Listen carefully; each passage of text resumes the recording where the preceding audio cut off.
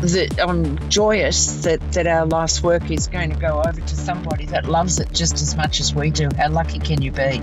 It's such an amazing, iconic restaurant, not just loved and revered in the Melbourne scene, but all around the world and certainly all around Australia. Some restaurants mean so much to a city, even a country. When the news fell into my hands that legendary St Kilda restaurant Donovans was changing owners for the first time since it opened in 1997, I knew that this was big news. Today we are speaking to founder Gail Donovan, who founded the restaurant with her husband Kevin, and we are also going to be speaking to Nick Parkhouse, who is taking on this extraordinary legacy. Gail, we'll start with you. Welcome to Dirty Linen. Hello, Dani. How are you? I'm great, and it's been a real privilege to learn this news from you and to write a story about it, which has been in The Age and the Sydney Morning Herald. Thank you for trusting me to help you tell your story. I knew you'd understand because it's pretty special, this story, I think.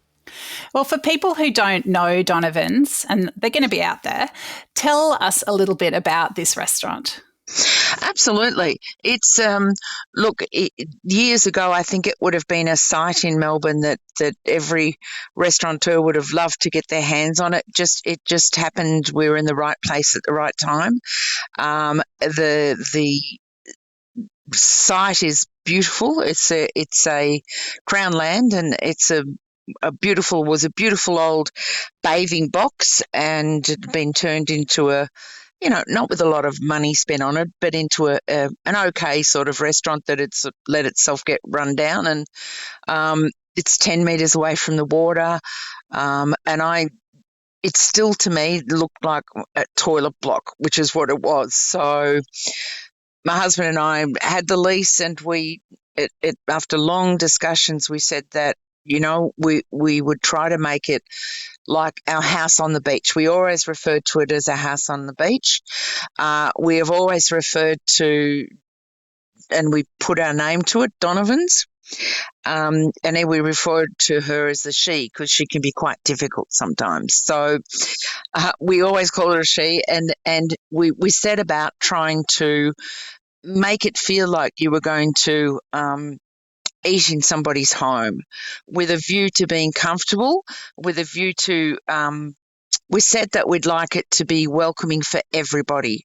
So whether you're having a 90th birthday, or you want to bring your children, or a high-flying somebody or other, you could still feel comfortable. And we wanted to serve the food that we love to eat.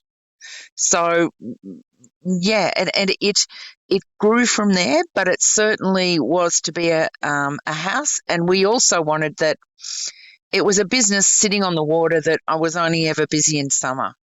And we wanted to try to make the environment, if you're going to have a business, then and solid staff, then you need an environment where you've got work and business coming in all the time. So when we went about turning it into a house, we put in fireplaces and really sumptuous places for people to sit, and comfortable it was. And I'm really proud to say that, she's been busy from the first day that we opened, and she's still rocking the world. And part of our customers I've done baptisms for kids that are now in there with their boyfriends and girlfriends, and it's really is a family business. We treat it like family, and our guests are a part of our family. I mean, Donovans is your home. It's the home of you, Gail and Kevin Donovan. I mean, it's also, there's an amazing love story behind this business. Can you tell me about when you first met Kevin? When I first met Kevin, he had I would have been working at the Regent Hotel, and my friend was working in human resources for then was the great big hotel that was coming into Melbourne, the Hyatt, and Kevin had been brought in as the food and beverage director to staff up the hotel. I think we had like 400 food and beverage people. So it was big business. And I went down during a lunch break and had an interview with Kevin for about 2 hours. And I was interviewing for the sales position in the ballroom, which sat up to 600 people, of which I knew nothing about whatsoever. But, you know, I kind of conned my way through it. And Kev wrote when he finished, he said, "Yep, you can start. I'll give you a go. Start in 2 weeks." And I remember that I went home and told my housemate that I'd been living with forever that I'd met this guy I was going to marry. And that was Kevin. I just thought he was beautiful from the minute I met him. He was gorgeous. And what did he write on the interview sheet, Gail? On the interview sheet, which they gave me when I left the Hyatt, he wrote, "A veritable ball of fire." And I'm still a light, baby. I'm still going at 70. So you call Kevin your toy boy. He's a couple of years younger than you, but he's not in the best shape at the moment. Well, tell us the story behind deciding to let go of this restaurant. Look, his health isn't really well, and we got really super lucky because it sounds really corny, but the restaurant is our life's work, and we always said to each other, let's not be like anybody else. The minute we don't want to go there, we should hand it over. We should sell it. And I've never got sick of going there, and neither has Kevin. But Kevin's health's been diminishing over the last 5 years to the fact where he hasn't been in the restaurant now for about 3 years. So he hates that, but that's part of our lives together. So I said to Kev, it's time that we can spend more time together and have more fun. So we were so lucky in that we don't have any children, but we've adopted one. So about 7 or 8 years ago, this young man called Nick Parkhouse came to just to help us out through Christmas. He was used to working for much bigger businesses with much more responsibility, and with great experience in wine and great experience in actually running a food and beverage business in the hospitality industry. So I don't know, after about a week, Kevin said to me, well, the first day he looked like he'd been there forever, like he just belonged there. And Kevin said, he looks like me walking around the dining room, just his attitude at the table and everything was fantastic. And did you want me to tell the story of how we hired Nick? Oh, yeah, I think you better actually, because that didn't make it into my story. No, well, it's the truth is seldom present, but it's true that, I said to Kev, we have to try to see if we can keep him. He's the future of this business, and we're getting older. Not that we want to leave our business, but we need help, and we just couldn't afford to meet the expectation of salary that Nick had been used to looking for. We just couldn't afford it, and I said, well, I kept saying to Kev, we can't afford not to. No, we just can't. So we had to say goodbye after, I think, 3 or 4 months that Nick had been with us, and he went on to take on a contract with someone else. And we were very spoilt, Kevin and I. We used to, Tuesday afternoon was meeting afternoon with all the staff, one department, then the next, and by the time we used to shout ourselves dinner at Lau's, for anybody that remembers this gorgeous Chinese restaurant that's sadly no longer there. But we used to have a set takeaway list of things. They had our credit card, and they would simply come out and give us our takeaway, and we'd go home. But you could sit and eat there, and we rarely did. Anyway, Kev wasn't back for a while, and I thought, my gosh. And he comes in the house and he says, I said, where have you been? What happened? He said, well, I bought a lot more than Chinese dinner. I said, oh, what? He said, well, I went to the bathroom, and the bathrooms are particularly crowded, and there next to him is Nick Parkhouse. And they're, oh, hi, how are you, Kevin? And how are you going? And apparently the story goes, and it's true, that Kevin offered Nick the job to come back and run Donovans with us. And he said he missed it so much he couldn't refuse. So they went back to the table and told his gorgeous wife, Pip, that Nick was coming to work with us.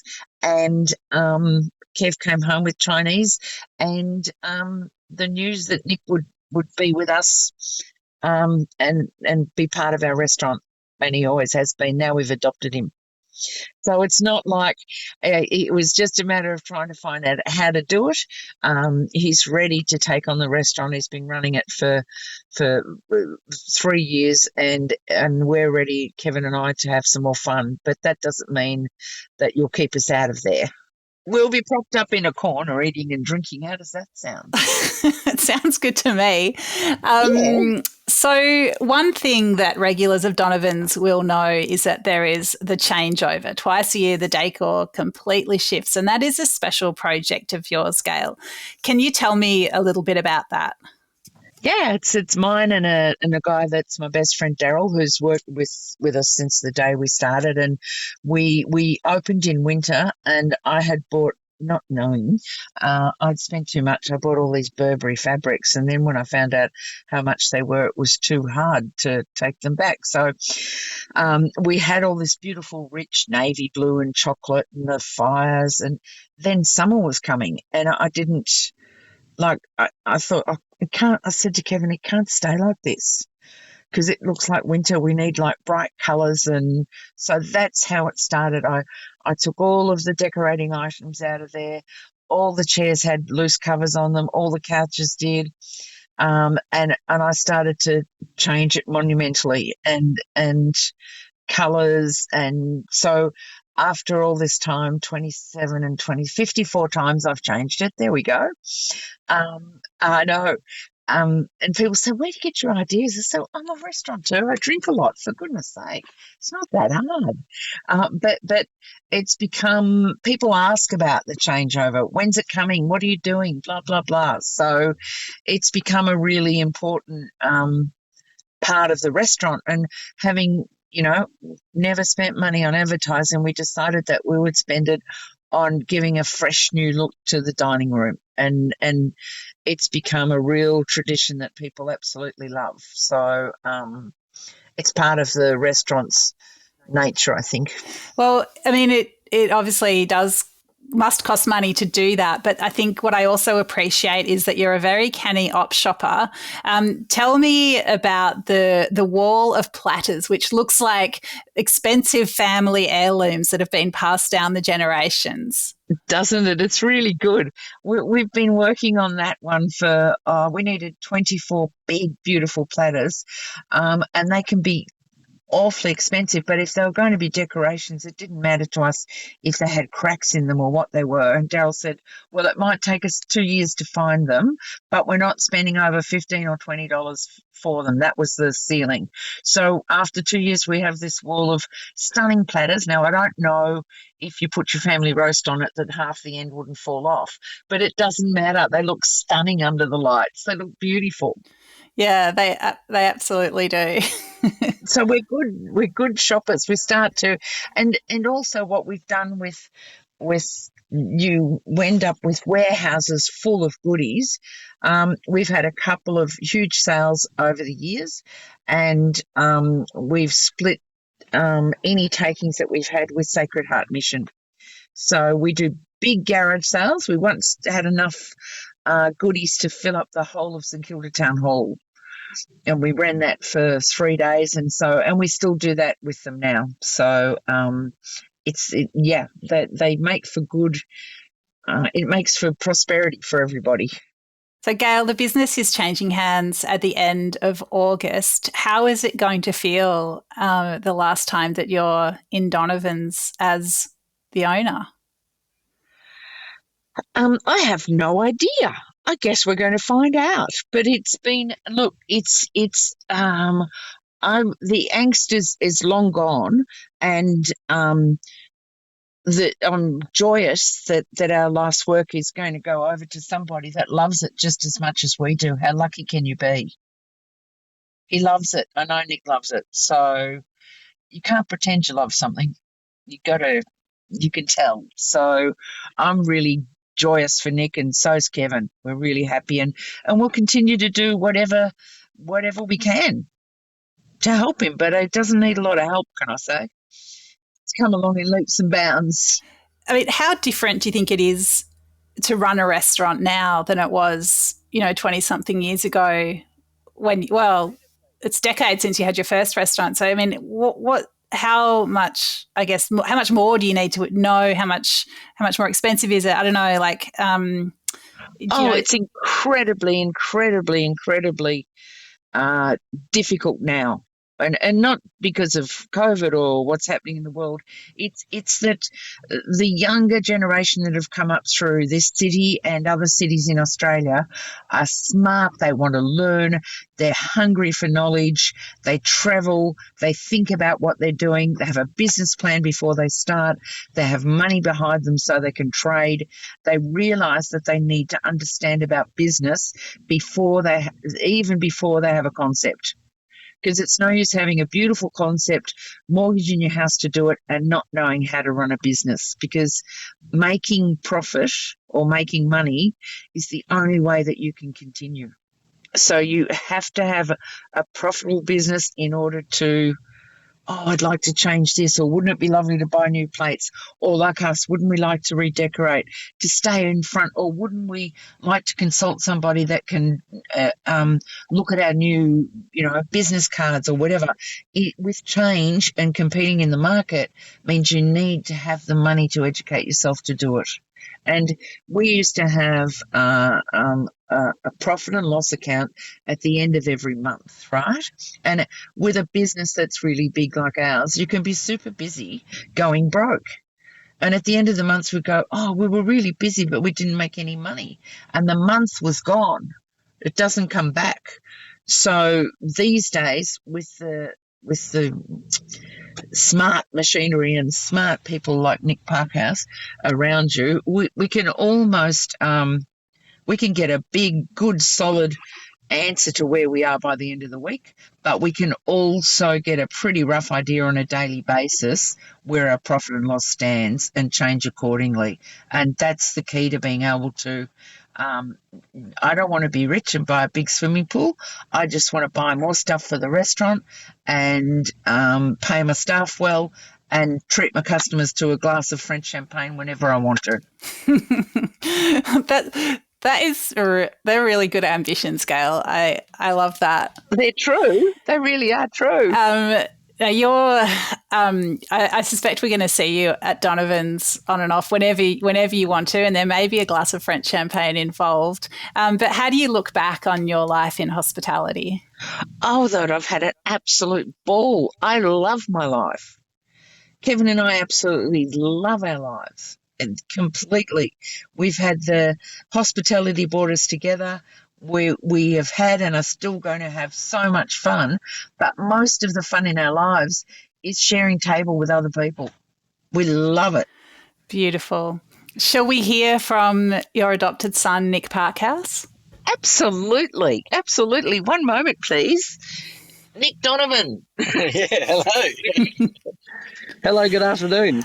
Hi, Nick. Thank you so much for being part of this double header episode. We only do this for very special people. Tell us how you feel taking on this legacy. Words can't describe it, Dani. It is the most incredible honour and an amazing sort of torch to be handed over. And I'm only hoping to continue on, the wonderful legacy that Kevin and Gail have created and make it prosperous for another 27 years and more into the future with what they've achieved. It's such an amazing, iconic restaurant, not just loved and revered in the Melbourne scene, but all around the world and certainly all around Australia. It's pretty special. Tell us your connection with the restaurant over the years, even before you came to work there that Christmas. Yeah, so my now wife introduced me to come there for a birthday celebration, which was fantastic, and we would have only been just turned 21, dare I say it, and it was very, very special. I mean, how can you not like it? We were by the beach. We enjoyed an entree seafood linguine and a glass of wine, and we probably couldn't afford much more than that, and then sort of ducked and ran. But it was just one of the most incredible locations to sit and enjoy and just feel like true hospitality was there, and it still remains. And I suppose from moving on beyond that, we would continue to keep enjoying Donovans as a celebratory thing, whether or not it was an annual birthday treat or whether or not we could sneak out in between days off that we both had. And I ended up proposing to Pip there on her birthday. So she was a captive audience, Dani. The sun was setting, it was lovely, and I could get down and bend a knee, and now she's stuck with me, so it's good. It's good for me. Now you own the joint. I mean, is that something you could ever have foreseen? Oh no! Hell no! No, that was definitely coming back and working there with Kevin and Gail. It was a chance happening, as Gail described before. I'd sort of was taking on a big role for a different company, and I literally just wanted to come in and help out and run some food from the past and just enjoy it for a December and January period. And it was awesome. It was wonderful being on the other side. And then coming basically after leaving there, it was one of those lunches that I was having with Pip outside Laos, and it was probably one of the most fortuitous and strangest propositions in a bathroom of a restaurant to be offered a job again. But my God, it's if nothing else tells you how kismet's meant to be, then that's something you got to listen to, I suppose. And it's pretty it's as humorous as it is. It has just been the most incredible thing to work there, be a part of it, and have enjoyed for such a long time. I mean, you've mentioned the location. That it feels like a special place. But what is it about Donovans that drew you so? Well, look, the biggest thing about wanting to be there is because of what Kevin and Gail have achieved. That there is something for everyone there to create special memories and a place to belong and feel like it's home. That there's very few. I'm lucky enough to have worked with some amazing operators, both domestically and internationally, and two of the people that honestly care so much for all their staff, for their guests, for just an experience for anyone who can touch it and be a part of it. It's just amazing to have seen that, and actually, it's a huge amount of respect that I think everyone. I think, dare I say it, Kevin and Gail have employed most of the Melbourne professionals in hospitality over the 27 years that they've had it, and everyone would always remember them so favourably with everything that they've done and their investment into them. It's truly special. So, what are you going to change? Oh, nothing. It stays exactly the same, and that's the best thing about it. The opportunity to be able to continue on something like this, so it prospers, because it is enjoyed for its stability and the wonderful opportunity that people can return to it and enjoy a bomb Alaska, enjoy a chicken pie or a seafood linguine that they've known and loved for many, many years. And there's not a damn thing that's going to change, except maybe the changeover twice a year. It's certainly it's not my forte to be able to design things. So Gail can certainly come back and be able to assist with that, because otherwise I know how to pull a cork from a bottle of wine and certainly carry a couple of plates to a table. But when it comes to designing a restaurant, that's the one thing that we need consistency with. So So, Nick, you mentioned some of the Donovans classics, and, some dishes have been on the menu right from the beginning in 1997. Well, first, if someone wanted to come and have the Donovans experience, how would you steer them through the menu and the wine list? Well, the best thing about it, there have always been the wonderful icon of the Donovans house is next to some of these fantastic food items. So whenever anybody wants to come and enjoy, if it's their first time being there, or if it's they're lovely Donovans devotees that are returning, it's one of the things to go and point out specifically. Some of the things that we have been honoured and revered for such a long time. That there's any of the food items like a seafood linguine, like our house cured smoked salmon. These are things that will have the Donovans icon next to them. So it's a pretty biased opinion, but they're damn good, and and everybody loves them. So it's So you're taking over in a few weeks. It's going to be your restaurant. You're going to be Nick Donovan. What sort of emotions do you think will be floating around? Well, I need to rush to Deepole to change my surname. I think first and foremost, Dani. It's incredible. It is surreal. It's elation. It's pride. My God, it's a roller coaster of a lot of different things, and it's just an incredible special feeling to be able to do this, and continue on everything that Kevin and Gail have created, because it's such a wonderful place to call work and to be a part of. I mean, you're obviously looking after a large team, and there's new staff coming through all the time. What do you say to people who are considering a career in hospitality? How do you sell it to them? Well, do it.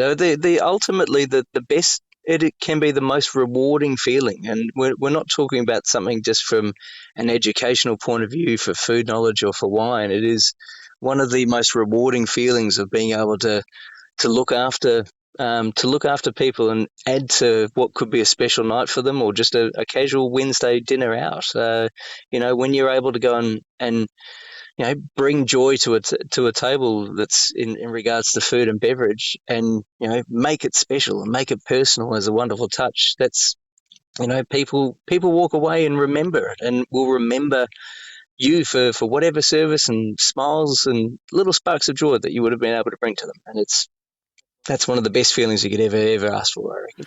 Oh, beautiful, Nick. Well, we certainly wish you all the best with this new era. Thank you for holding this treasured Melbourne icon so tenderly in your hands.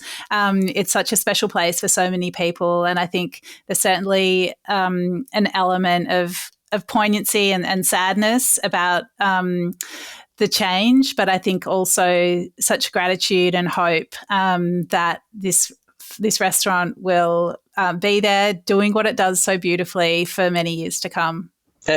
Absolutely, Dani. Like, this is, this could not have been done without Gail and Kevin. They're the people that have had something that is so long standing in the Melbourne dining scene, and there's not too many icons that are out there, and it's stood the test of time. So yes, in safe hands with nothing to change, and here's to another 27 plus years and some.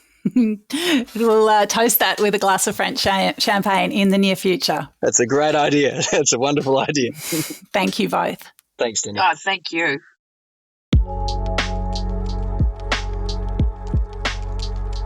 This is Dirty Linen, and I'm Dani Valent. We air the issues that the hospitality industry finds hard to talk about, hearing from different people with unique perspectives. We want to hear from you as well. If you have something that needs to be said about a topic, get in touch so we can include your perspective. Contact us at dirtylinen@deepintheweeds.com.au or hit us up on Insta at Dirty Linen Podcast. We can't wait to hear from you. This